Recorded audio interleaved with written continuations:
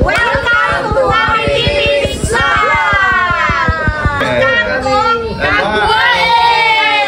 Hello mga ka-premise, ito na yung last stop namin dito sa Surigao del Sur at ito yung tutuluyan namin for today. 4 ka-rooms ang kinuha namin. Ito yung Las Terrazas de Gregorio dito sa Caguait. 6 ang kanilang rooms at malalaki yung mga rooms nila. Very spacious. Oh, put on your slipper, we will go there.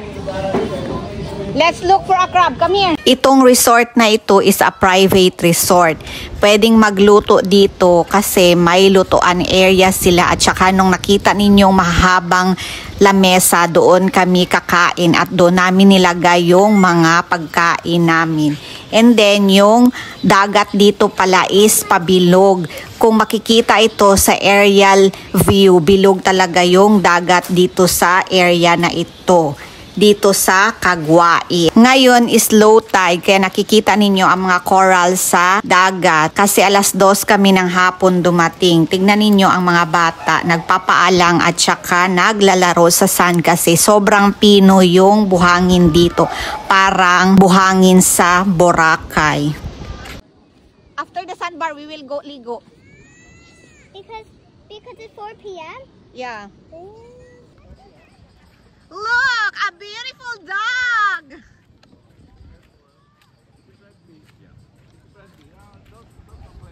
You asked, sir, what's the name of the dog?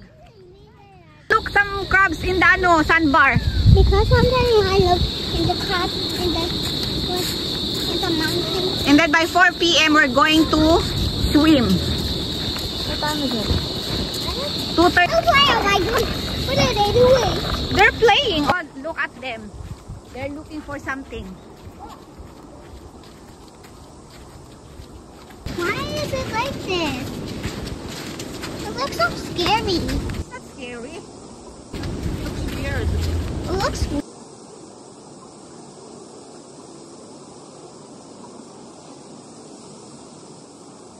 Oh, look, oh.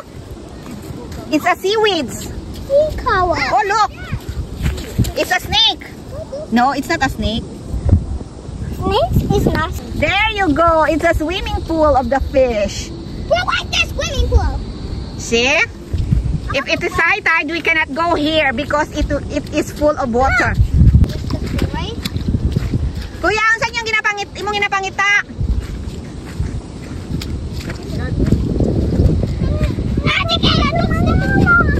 Wait lang. Usay mo ay isda. Oh, look. It's a fish. There, oh, starfish, oh. Why are we not allowed to touch any creatures? Because they're living also. Do not bother them. Look like a bus. I just like fish above there all moving. That's why I'm scared to cross. This one. Oh, let's go back na?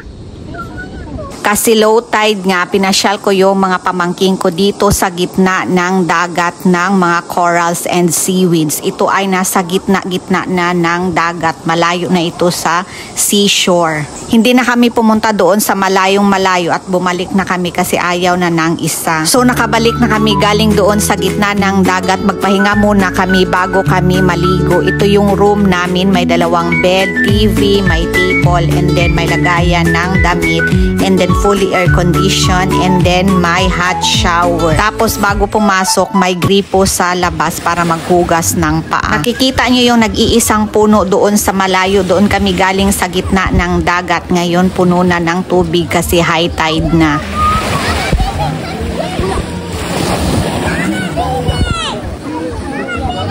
Come swim! Come swim! Wait lang!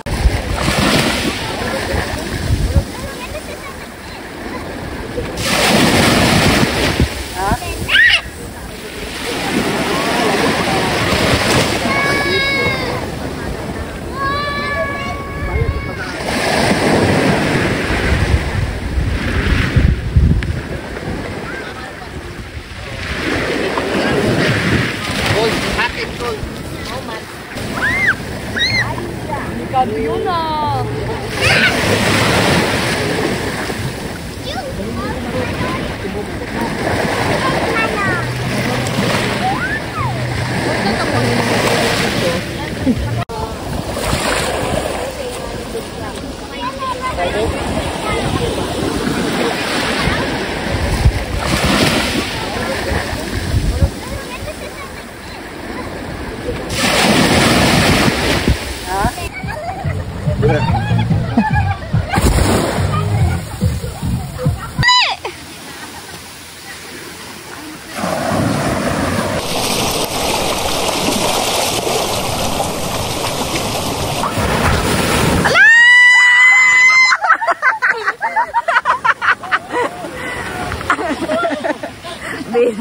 Gibilin ka, boy.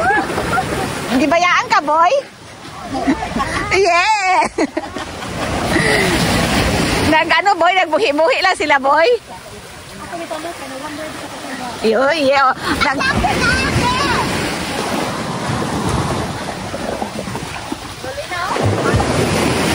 Lalo na ko yung pala. Jump. Kay basig na ay bunal. Ay bunal na ay mga away. Ano sa iya ba?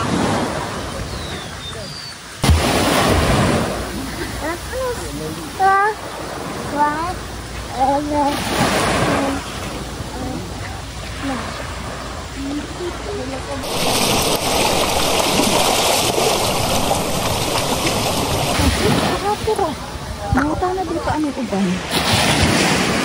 Kani daw private resort daw niyo. Oh.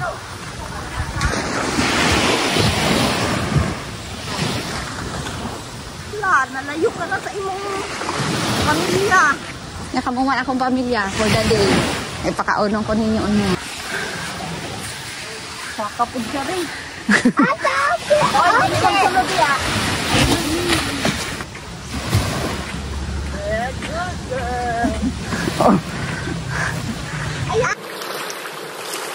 Ang purpose talaga namin, abutin hanggang doon sa dulo ng round na beach line na ito. Kaso lang may kasama kaming bata at saka sumama yung aso doon sa resort. Baka makasalubong kami ng mga ibang aso at magkagulo sila. Let's go back, Dogi!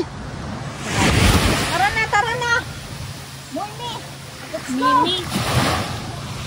Ang ilahang dagat gaana, oh. Gapabilog.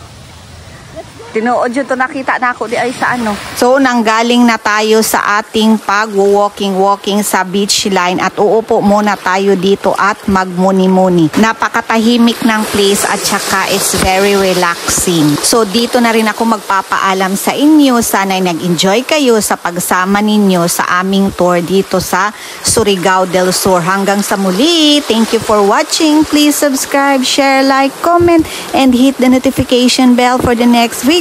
Thank you so much. God bless everyone. Bye.